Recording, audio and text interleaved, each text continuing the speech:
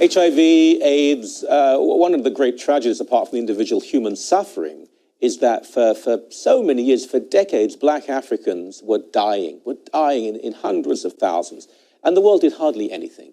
When this horror began to infiltrate mainly male gay community in the United States, then the world stood up to take notice, which reveals something deeply racist about the nature of the modern world, by the way.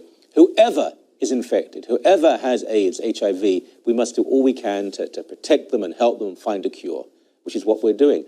But now it seems that politics has so influenced this, what should be a medical issue.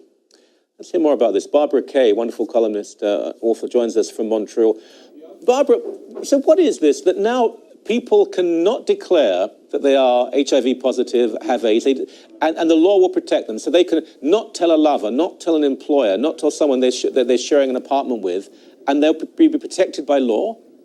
Yes, I don't understand this because, as you know, in this country, several men have gone to prison for years and years. It was considered a kind of sexual assault to have unprotected sex when you know that you're and not disclose.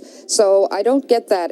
There seems to be a lot of politicking around this particular disease. If you compare it, for example, to tuberculosis, if you don't say somebody with tuberculosis would disclose to a therapist in the United States, at any rate, that they had that disease, the therapist would be fined if they did not report it to the Board of Health. Yeah.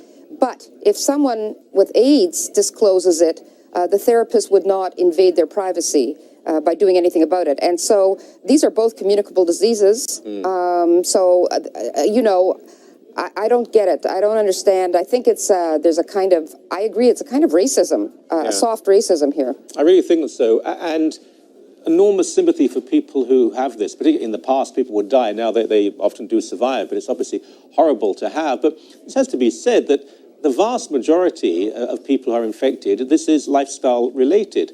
Of course it is. It's lifestyle related, and it's actually one of the defendants who was convicted in Canada a few years ago, who was from Africa, was very shocked that they had expected him to disclose because he said, that's part of my culture to live that way, and why should I have to tell anybody?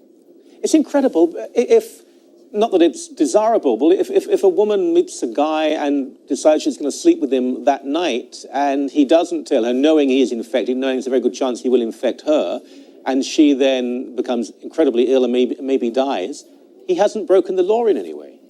No, I mean, there has to be a little bit of caveat emptor when it comes to sexual relations. Surely, you know, one has to look out for one's own well-being by asking or, you know, trying to ascertain. And but if a person is asked and fails to disclose that they have a communicable disease, it seems to me that they shouldn't get off lightly with that kind of situation. I would agree. What's love got to do with it, as the song says? I mean, it goes beyond that. And if ever you mention AIDS, HIV, people assume, oh, you hate people, you have no sympathy. Far, far from it. But the degree of funding, the amount of money that's gone into this, which in the West affects a very small number of people, thank God, but compared to other cancers and so on, it's incredibly well funded. The research is enormous. Yes. This is politics. It's celebrity culture has been pushing for this. It is incredibly well funded.